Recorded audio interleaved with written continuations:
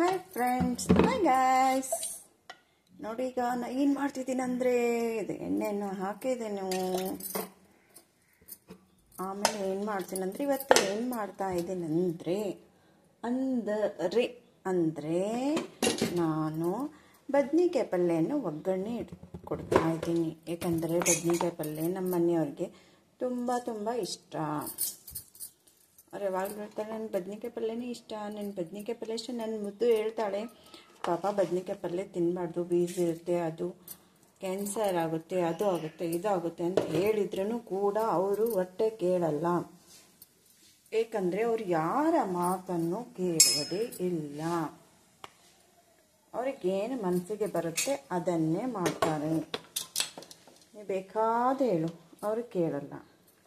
ಆಮೇಲೆ ಇದು ಸ್ವಲ್ಪ ಕೊರಬೆ ಸೊಪ್ಪನ್ನು ಹಾಕ್ತಾ ಇದ್ದೀನಿ. ಕೊರಬೆ ಸೊಪ್ಪು ಹಾಕಿದ ಮೇಲೆ ಅದನ್ನು ಸ್ವಲ್ಪ ಜೀರಿಗೆ ಆಮೇಲೆ ಈರುಳ್ಳಿಯನ್ನು ಹಾಕ್ತಾ ಇದ್ದೇನೆ. ಈರುಳ್ಳಿ ಹಾಕಿದ ಮೇಲೆ ಅದನ್ನು ಒಂದು ಸ್ವಲ್ಪ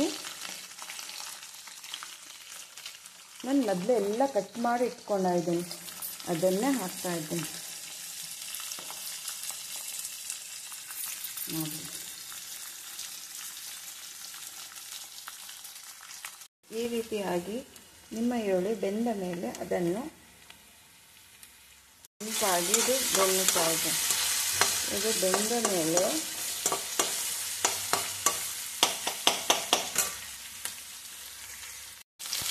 ಟೊಮ್ಯಾಟೊವನ್ನು ಆ್ಯಡ್ ಹಾಕಿದೆ. ಟೊಮ್ಯಾಟೊವನ್ನು ಹಾಕಿ ಆಮೇಲೆ ಒಂದು ಸ್ವಲ್ಪ ಕೊಂಚ ಕೊತ್ತಂಬರಿಯನ್ನು ಹಾಕಬೇಕು. ಏಕೆಂದರೆ ಕೊತ್ತಂಬರಿಯಿಂದ ಬಹಳ ಸ್ವಾದ ಬರುತ್ತದೆ.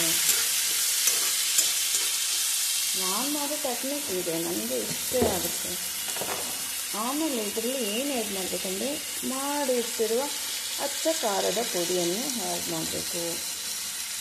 ಅಚ್ಚ ಖಾರದ ಪುಡಿ ಹಾಕಿದ ಮೇಲೆ ಸ್ವಲ್ಪ ಧನಿಯಾ ಪೌಡರ್, ಆಮೇಲೆ ಸ್ವಲ್ಪ ಹಳದಿಯನ್ನು ಹಾಕಿ, ಆಮೇಲೆ ಕೊಂಚ ಉಪ್ಪನ್ನು, ಇಷ್ಟೇ ನಾನು ಉಪ್ಪು ಹಾಕ್ತಾ ಇರೋದು. ಇಷ್ಟು ಉಪ್ಪು ಹಾಕಿ ಅದನ್ನು ಬಿಟ್ಟು ಬಿಡಿ, ತಾನಾಗಲೂ ಬೆಂದಿರ್ತದೆ. ಆಮೇಲೆ ಅದರಲ್ಲಿ ಒಂದು ಸ್ವಲ್ಪ ಬಿಸಿ ನೀರು ಕಾಯಿಸುತ್ತೀನಿ. ಅದರಲ್ಲಿ ಸ್ವಲ್ಪ ಬದನೆಕಾಯಿ ಮಾಡೋದು.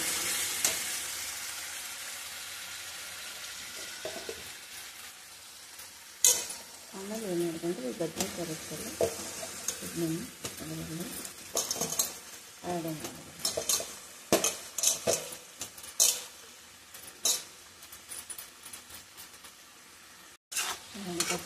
ಬದನೆಕಾಯಿ ನೋಡಿ ಫ್ರೆಂಡ್ಸ್, ಈಗ ಮತ್ತೆ ನಾನು ಜೋಳದ ರೊಟ್ಟಿ ಮಾಡೋದಕ್ಕೆ ನೀರನ್ನು ಬಿಸಿ ನೀರಿಗೆ ಕಾಸ್ಕೊಂಡು ಈ ರೀತಿಯಾಗಿ ಇದನ್ನು ಮಾಡಬೇಕು.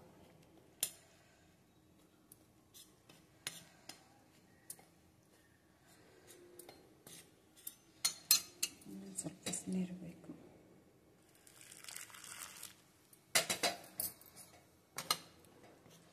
ತವೆ ಕಾಯ್ತಾ ಇದೆ.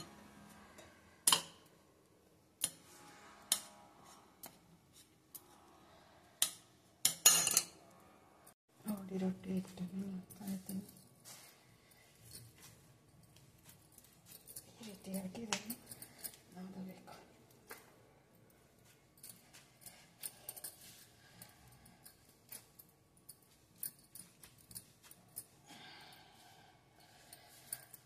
ತುಂಬ ಬಡ ಇದೆ, ಹೇಗಾಗುತ್ತೆ ಗೊತ್ತಿಲ್ಲ, ಆದರೂ ಮಾಡ್ತೀನಿ ಈಗ ನಾನು.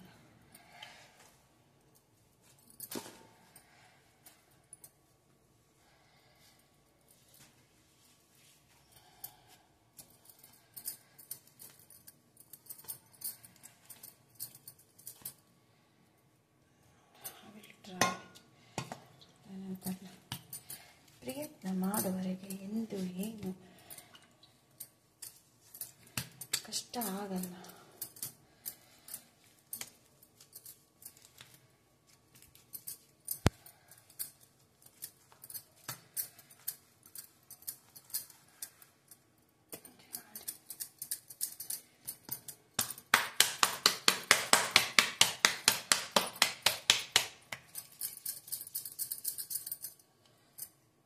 ಶಿವಶಂಕರ್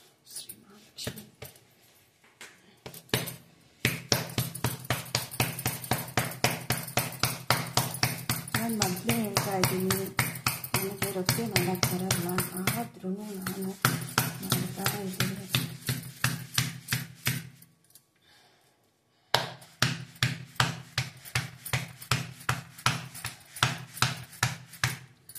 ಬಳೆ ಒಂದಿಷ್ಟಿದೆ,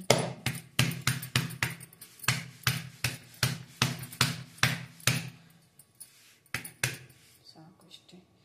ಮತ್ತೆ ಏನು ಈಗ ಟ್ಯಾವ್ ಇಲ್ಲ, ಇದು ಟ್ಯಾವ್ ಆಗಿದೆ. ನನಗೆ ಬರಲ್ಲ, ಆದರೂ ನಾನು ಮಾಡಿದ್ದೀನಿ. ಯಾಕಂದರೆ ನಮ್ಮ ಮಮ್ಮಿ ನಮಗೆ ಯಾವಾಗಲೂ ಕಸ ಹೊಡಿ ಬಾಂಡೆ ತಿಕ್ಕು ಅಷ್ಟೇ ನಾನು ಮಾಡಿದ್ದು. ನಾನು ಹೆಚ್ಚಿಗೆ ಅಂದರೆ ಬಾಂಡೆ ಅಷ್ಟೇ ತಿಕ್ಕಿತ್ತು ಯಾವಾಗಲೂ ನಮ್ಮ ಮನೆಯಲ್ಲಿ. ಅಡುಗೆ ಮಾಡೋದಂಕರ್ ನನಗೆ ಗೊತ್ತೇ ಇಲ್ಲ, ಆದರೂ ಅರಿತು. ಓಕೆ, ಇನ್ನಾದರೂ ಹೇಗೆ ಆದರೂ ಮಾಡ್ಕೊಂಡು